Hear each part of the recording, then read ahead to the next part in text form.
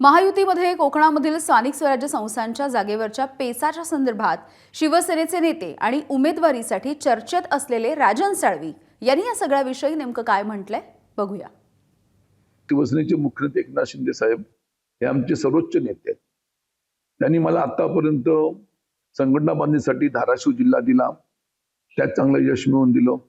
आता अकोला लोकसभा मतदारसंघ मला दिलेला आहे, त्यामुळे सध्या मी अकोला लोकसभा मतदारसंघामध्ये संघटना बांधणीचं काम करतोय, हा माझा विचार आहे।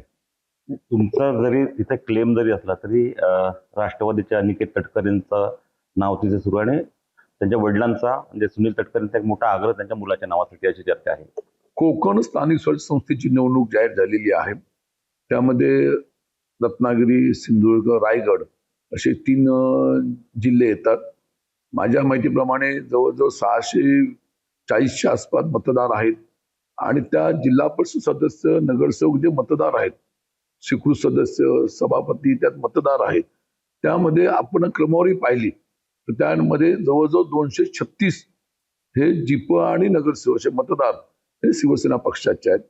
त्याच्या पाठोपाठ भारतीय जनता पक्षाचा नंबर लागतो, त्यानंतर राष्ट्रवादीचा नंबर लागतो। त्यामुळे त्या ठिकाणी शिवसेना पक्षाला संधी मिळावी अशा तऱ्हेची तिथल्या स्थानिक माणसांची मागणी असणार, हा मला विश्वास आहे। हे तुमचा नॅचरल क्लेम आहे असं तुमचं म्हणणं आहे? पारंपरिक मागच्या काळामध्ये आपण विचार केला तर अनंत गीते हे त्या ठिकाणी शिवसेनेचे विधान परिषदेचे आमदार निवडून आले होते आणि त्या काळानंतर आता सध्या असलेल्या स्थानिक संस्थेच्या निवडणुकीनंतर आज तिथे जवळजवळ शिवसेनेने नगरपालिका आणि जिल्हा परिषदमध्ये 236 पर्यंत मजल मारलेली आहे।